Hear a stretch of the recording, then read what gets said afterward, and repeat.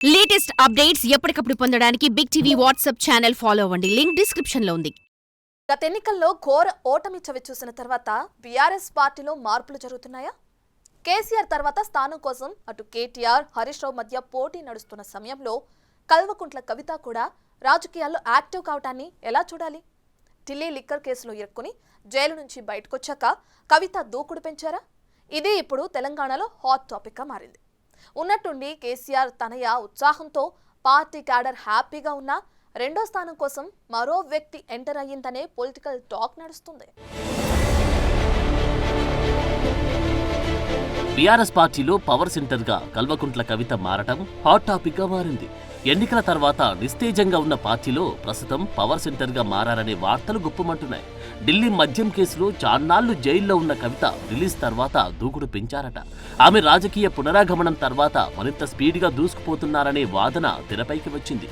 అందుకు తగినట్లుగానే కవిత వరుస కార్యక్రమాలతో బిజీగా మారుతున్నారు. ఓవైపు కుల సంఘాలతో భేటీ అవుతూనే మరోవైపు ప్రభుత్వం పైన విమర్శలకు పదును పెడుతున్నారట. అంతేకాదు తెలంగాణలో మహిళల పక్షాన పోరాడేందుకు సన్నాహాలు కూడా చేస్తున్నట్లు టాక్ వినిపిస్తోంది. తెలంగాణ సంస్కృతిని పరిరక్షించేందుకు ప్రణాళికలు సిద్ధం చేసుకోవడంపై కేసీఆర్ తనయ తీవ్రంగా కసరత్తు చేస్తున్నట్లు సమాచారం. గత ఎన్నికల్లో పార్టీ ఓటమి తర్వాత బీఆర్ఎస్ డీలా పడిపోయిందట. అధినేత కేసీఆర్ ఫామ్ హౌస్ కే పరిమితం కాగా కేటీఆర్ ఫార్ములా ఈ కేసులో ఆరోపణలు ఎదుర్కొంటున్నారు. కాస్తో కూస్తో హరీష్ రావు పార్టీ కార్యకలాపాల్లో పాల్గొంటున్నారు. ప్రజాప్రభుత్వంలో భాగంగా సీఎం రేవంత్ రెడ్డి కఠిన నిర్ణయాలు తీసుకుంటున్న నేపథ్యంలో నేతలెవరూ బయటకు వచ్చే పరిస్థితులు లేవట. ఇలాంటి సమయాన్ని తనకు అనుకూలంగా మార్చుకునేందుకు కవిత ప్రయత్నాలు చేస్తున్నారట. రాష్ట్ర రాజకీయాల్లో ఆమె పవర్ సెంటర్ గా మారేందుకు స్కెచ్ వేసుకుంటున్నారట. తిహార్ జైలు నుంచి విడుదలైన తర్వాత రాజకీయ పునరాగమనం చేసి దూకుడు పెంచేస్తున్నారట.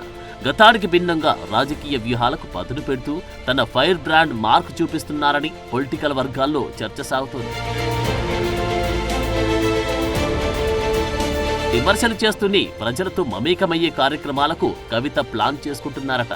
బీసీ కుల సంఘాలతో భేటీలు, మహిళా రైతు సమస్యలు, తెలంగాణ సంస్కృతి పరిరక్షణ, యువజన సంఘాలతోనూ సమావేశాలు, జాగృతి బలోపేతం, బీఆర్ఎస్ నాయకులతోనూ భేటీలతో బిజీగా మారుతున్నారట.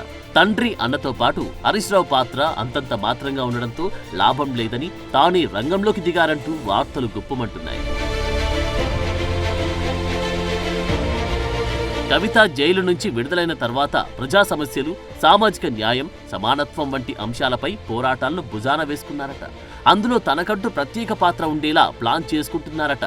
మరోవైపు వరుస ఓటములతో గడ్డుకాలంలో ఉన్న పార్టీ క్యాడర్లో పునరుత్తేజం నింపేందుకు పలు కార్యక్రమాలు చేపడుతున్నట్లు వార్తలు వినిపిస్తున్నాయి. తనకంటూ సొంతంగా క్యాడర్ తయారు చేసుకునే పనిలో కవిత నిమగ్నమైనట్లు సమాచారం. ఇప్పటి వరకు కేసీఆర్ తర్వాత పార్టీలో కేటీఆర్, హరీష్ రావు కీలకంగా భూమిక పోషిస్తున్నారు. కవిత పార్టీలో మాత్రమే కొనసాగుతున్నారు. భారత జాగృతి సంస్థ ఉన్నా అది కేవలం స్వచ్ఛంద సంస్థగానే కార్యక్రమాలు కొనసాగిస్తోంది. ప్రస్తుత రాజకీయాల్లో తాను అనివార్యమని భావించి ప్రజల్లోకి మరింత బలంగా వెళ్లేందుకు సిద్ధమయ్యారట. ఉమ్మడి జిల్లాల వారీగా జాగృతి నేతలతో భేటీలు నిర్వహించి అభిప్రాయాలను సైతం స్వీకరిస్తున్నారట. రాజకీయ వ్యూహ రచనలో నిమగ్నమయ్యారనే టాక్ నడుస్తోంది. కవిత రాక కేవలం పునరాగమనం మాత్రమే కాదు, ప్రజల పక్షాన నిలిచేందుకు, తెలంగాణ సాంస్కృతిక వారసత్వాన్ని సంరక్షించేందుకు అవసరమైన పోరాటాలకు పునరుజ్జీవంగా మారిందని క్యాడర్లో చర్చ సాగుతుందట. భారత జాగృతి సంస్థను మరోసారి క్రియాశీలకంగా మార్చేందుకు కవిత ప్లాన్ చేస్తున్నారట. ప్రభుత్వ జీవోను కాదని తెలంగాణలో తెలంగాణ తల్లి విగ్రహ నిర్మాణానికి భూమి పూజ చేసి కాంగ్రెస్ ప్రభుత్వం తీసుకొచ్చిన కొత్త తెలంగాణ విగ్రహాన్ని ఒప్పుకునే ప్రసక్తే లేదని ప్రకటించేశారు. గ్రామాన తెలంగాణ తల్లి విగ్రహాన్ని ప్రతిష్ఠిస్తామని ప్రకటించేశారు. జైలు నుంచి విడుదలైన అనంతరం ఇప్పటి వరకు 50కి పైగా బీసీ సామాజిక వర్గాల ప్రతినిధులతో సమావేశాలు నిర్వహించారట. మొత్తానికి తెలంగాణ రాజకీయాల్లో కవిత కీరోలుగా మారేందుకు యత్నిస్తున్నారట. ప్రభుత్వ వైఫల్యాలను ఎండకడుతూ మరో పార్టీ కార్యక్రమాలు, ఇంకోవైపు జాగృతి బలోపేతంపై దృష్టి సారిస్తున్నారట. రాబోయే కాలంలో రాజకీయాల్లో మరింత బలంగా తయారయ్యేందుకు వ్యూహాలు రచిస్తూ ముందుకు సాగేందుకు సిద్ధమవుతున్నారట. ఇక్కడ వరకు బాగానే ఉన్నా ఇదంతా పార్టీలో నెంబర్ 2 స్థానం కోసమేననే చర్చ సాగుతుంది. గత ఎన్నికల్లో పార్టీని విజయపదంలో నడిపించడంలో తండ్రి సోదరుడు విఫలం కాగా ప్రస్తుతం ఆ బాధ్యతలను స్వీకరించేందుకు తహతహలాడుతున్నట్లు ఊహాగానాలు వినిపిస్తున్నాయి.